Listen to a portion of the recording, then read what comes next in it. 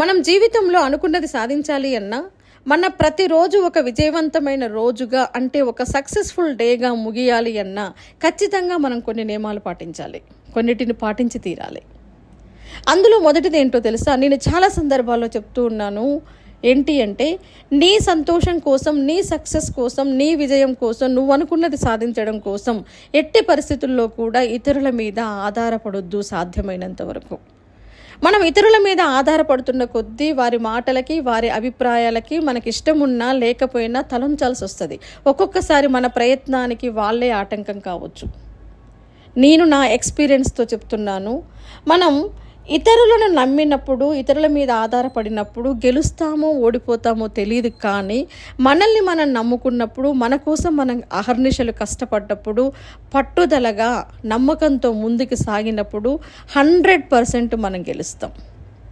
నేను కొన్ని సందర్భాల్లో మాత్రం చాలా వరకు నేను నా వాటి కోసం నేనే పోరాడిన, నేను అనుకున్నది సాధించడం కోసం నేనే కష్టపడ్డా. కానీ కొన్ని సందర్భాల్లో నేను ఇతరులను నమ్మిన ప్రతిసారి నేను ఓడిపోయినా, నన్ను నేను నమ్ముకున్న ప్రతిసారి నేను అది ఎంత కష్టమైనా గెలిచి నిలబడ్డా. కాబట్టి మీకు అదే చెప్తున్నాను. మీరు గెలవాలి అనుకుంటే మీ మీద మీరు ఆధారపడండి, మిమ్మల్ని మీరు ఎక్కువ నమ్ముకోండి. ఇతరుల మీద ఆధారపడటం అనే దాన్ని తగ్గించండి. సాధ్యమైనంత వరకు వదిలేయండి. ఎవరో వచ్చి మనకి ఏదో చేస్తారు అనే ఎక్స్పెక్టేషన్స్ మాత్రం పెట్టుకోకండి. ఇక రెండవది, చాలామంది చేసే తప్పు, గతంలోకి పదే పదే దూరడం. గతాన్ని తలుచుకుంటూ చాలామంది ప్రస్తుతాన్ని కోల్పోతారు, భవిష్యత్తును కోల్పోతారు. గతాన్ని వదిలేయండి.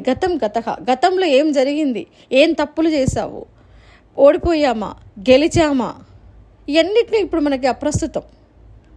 గతంలో మనం చేసినవి తప్పులైనా ఒప్పులైనా వాటిని ఇప్పుడు మనం మార్చలేము. గతాన్ని ఎవరూ మార్చలేరు. మీరు మార్చలేరు, నేను మార్చలేను, ఎవరూ మార్చలేరు. కాబట్టి మారని గతంలోకి మనం వెళ్ళడం వలన మన భవిష్యత్తు హరించుకొని పోతుంది. ఒకవేళ గతంలో నీవేమైనా తప్పులు చేసావా, ఆ తప్పులను గతాన్ని ఒక పాఠంలా తీసుకో. గతం నుంచి నేర్చుకుంటూ నీ తప్పులను సరిదిద్దుకుంటూ భవిష్యత్తులోకి ఉరకలు వేయడమే జీవితం. గతాన్ని వదిలేయడమే మన విజయానికి ఒక మార్గం. ఇక మూడవది, చాలామందికి ఇది ఒక ఆటంకం అని కూడా తెలీదు. మన జీవితానికి ఈ విషయానికి చాలా ముడిపడి ఉంటుంది. అదేంటో తెలుసా? బద్ధకం, వాయిదా. పనుల్ని వాయిదా వేయడం, మనం బద్ధకంగా ఉండడం. మనం గెలవాలి అంటే ఈ రెండింటిని వదిలేయాలి. నిజంగా జీవితంలో, మన చిన్న జీవితంలో మనకు తెలియకుండానే కాలం గడిచిపోతుంటుంది. బద్ధకంగా, నిస్సారంగా, నిరుత్సాహంగా మనం జీవితాన్ని ఎల్లదీస్తుంటే ఒకానొక టైంలో మన ఇంట్లో ఉన్నటువంటి వస్తువులకి కూడా మన మీద విరక్తి కలుగుతుంది. మనల్ని చూస్తే ఉత్సాహం రావాలి, బద్ధకం మనల్ని చూస్తే పారిపోవాలి. ఎదుటి వాళ్ళు కూడా మనల్ని చూస్తే ఇన్స్పైర్ కావాలి. ఎప్పుడు నవ్వుతూ, తుల్లుతూ, హుషారుగా, ఒక మెరుపులాగా, ఒక ఉల్కలాగా ఉండాలి. అంత యాక్టివ్గా మనం ఉండాలి. అలా ఉండగలం మనం తలుచుకుంటే. అదేవిధంగా ఏ పనైనా సరే వాయిదా వేయొద్దు. ఇంకా అవసరమైతే రేపు చేయాల్సింది ఇప్పుడే చేయాలి, ఈరోజే చేయాలి, ఈరోజు చేయాల్సింది ఇప్పుడే చేయాలి. అలా చేస్తే కనుక మనకి చాలా చాలా టైం మిగులుతుంది. మనం బద్ధకంతో ఉంటే బద్ధకం మన మనిషిని, అంటే మనల్ని సగం చంపేస్తుంది. ఒకవేళ ప్రతి పనిని మనం వాయిదా వేసుకుంటూ పోతే, వాయిదా వేయడం అనే పద్ధతి మన జీవితాన్ని, మన కాలాన్ని సగం చంపేస్తుంది. అందుకనే మనల్ని నాశనం చేసేటటువంటి బద్ధకాన్ని, వాయిదా వేసే పద్ధతిని మనం వదిలేస్తేనే మనం జీవితంలో గెలుస్తాం. ఇక నాలుగవది, కాలాన్ని వృధా చేయొద్దు. ఎట్టి పరిస్థితుల్లో కూడా కలలుగంటూ, లేకపోతే ఊహించుకుంటూ, ఇది చేస్తా అది చేస్తా అనుకుంటూ అనవసరమైనటువంటి విషయాల జోలికి వెళ్తూ మన విలువైనటువంటి కాలాన్ని మనం వేస్ట్ చేసుకుంటే మనకి ఇక భవిష్యత్తు మిగలదు. చూడండి, మనకు తెలియకుండానే క్షణాలు దాన్ని ఏమంటారు, సెకండ్స్ నిమిషాలు అవుతున్నాయి, నిమిషాలు గంటలు అవుతున్నాయి, గంటలు రోజులు అవుతున్నాయి, రోజులు వారాలు, వారాలు నెలలు, నెలలు సంవత్సరాలు, సంవత్సరాలు దశాబ్దాలుగా మన జీవితంలో నుంచి కరిగిపోతున్నాయి. మొన్ననే మనకి చిన్నపిల్లలుగా స్కూల్కి వెళ్ళిన డేస్ గుర్తుకుంటే అప్పుడే ఇన్నేళ్ళు వచ్చాయా అనిపిస్తుంది. అంటే కాలం ఎంత ఫాస్ట్గా పోతుంది చూసారా? కాబట్టి ఎవరు కూడా సమయాన్ని వృధా చేసుకోవద్దు. నువ్వు గెలవాలి అంటే, నువ్వు అనుకున్నది సాధించాలి అంటే నీ కాలాన్ని నువ్వు ఒడిసిపట్టుకోవాలి. ప్రస్తుతం నువ్వు కష్టపడితే భవిష్యత్తులో సుఖపడతావు. ప్రతి నిమిషాన్ని మనం జీవించాలి, ఆస్వాదించాలి, సద్వినియోగం చేసుకోవాలి. వీళ్ళు విజేతలు చేసే పని ఇదే. కాలాన్ని అందరికీ 24 గంటల సమయం ఉంటుంది, కానీ కొద్దిమంది మాత్రం 24 గంటల సమయాన్ని వాళ్ళ భవిష్యత్తుకి పునాదిగా మార్చుకుంటారు.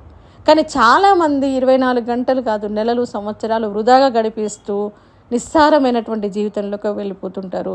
కాబట్టి కాలాన్ని ఎట్టి పరిస్థితుల్లో కూడా మనం వేస్ట్ చేసుకోవద్దు, మన టైం మనం వేస్ట్ చేసుకోవద్దు. ఇక 5వది ఏంటో తెలుసా? చాలామంది అందరికీ తెలుసు ఇది. మనం ఇలా వింటున్నప్పుడు అదే ఈ పని నేను చేయొద్దు అనుకుంటాం, కానీ అదే పని పదే పదే చేస్తుంటాం. అదే ఏంటిది? విమర్శలకు కృంగిపోవడం. వాళ్ళన్నారు, వీళ్ళన్నారు, ఇలా అన్నారు, అలా అన్నారు, వాళ్ళు నవ్వారు, వీళ్ళు నవ్వారు, వాళ్ళు అలా చూశారు, వీళ్ళు ఇలా చూశారు. ఇవన్నీ నాన్సెన్స్ విషయాలు. నిజానికి నీకేమన్నా కష్టం వస్తే నువ్వు బాధపడాల్సిందే, నీకు ఆకలి అయితే నువ్వు తినాల్సిందే, నువ్వు సమకూర్చుకోవాల్సిందే. వాళ్ళు వీళ్ళు అన్నారని చెప్పేసి విమర్శలకు కృంగిపోతే మన జీవితమే నాశనం అవుతుంది. గుర్తుపెట్టుకోండి, ఎవరో ఏదో అన్నారు అని ఏడ్చే బదులు నవ్విన నాపచేనే పండుతుంది అన్న విషయం పదే పదే గుర్తు చేసుకోండి.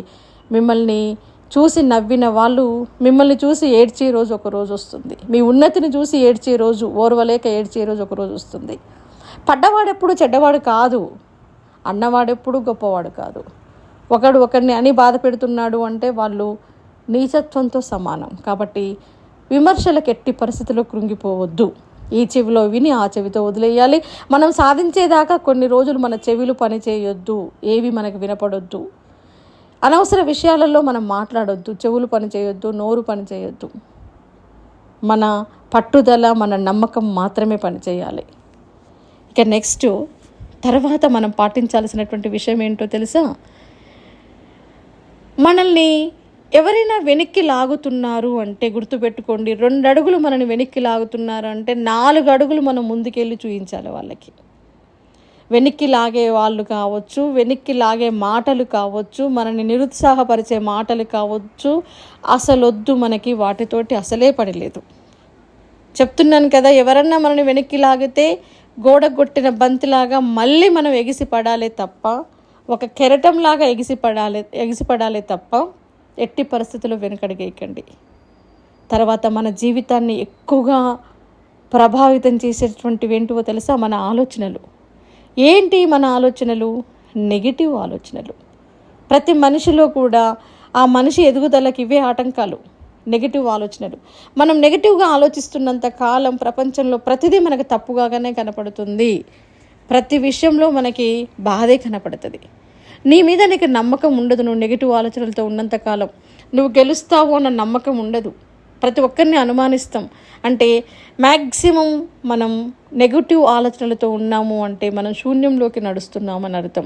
మనం వెలుతురులోకి నడవాలి, మన చుట్టూ వెలుతురు ఉండాలి, మన వల్ల నలుగురికి వెలుతురు ఉండాలి అంటే ఎప్పుడు కూడా మన మనసును పాజిటివ్గా ఉంచుకోవాలి, పాజిటివ్ ఆలోచనలనే చేయాలి.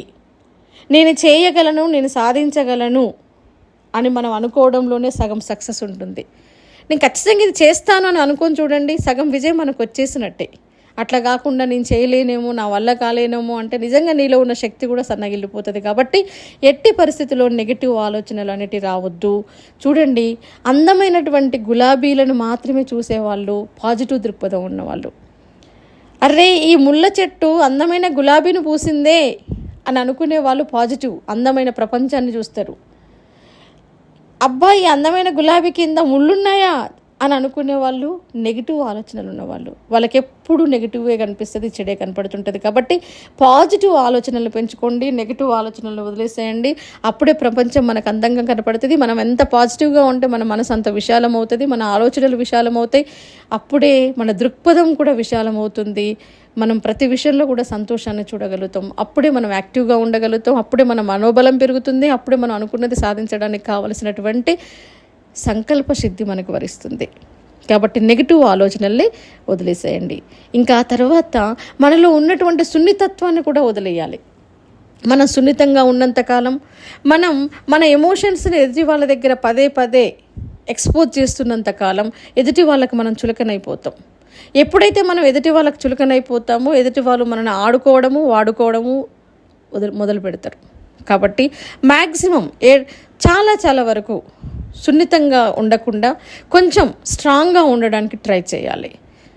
ఏడ్చే వాళ్ళని ప్రపంచం ఎప్పుడూ ఏడిపిస్తూనే ఉంటుంది. కాబట్టి మనం స్ట్రాంగ్ అవ్వక తప్పదు. ఈ విషయం గుర్తుపెట్టుకోండి. అదేవిధంగా వాదన అనే దాన్ని వదిలేసేయండి. మనం వాదించుకోవడం వలన కొన్ని బంధాలు దూరం అవుతాయి. ముఖ్యంగా మనకి మనశ్శాంతి దూరం అవుతుంది.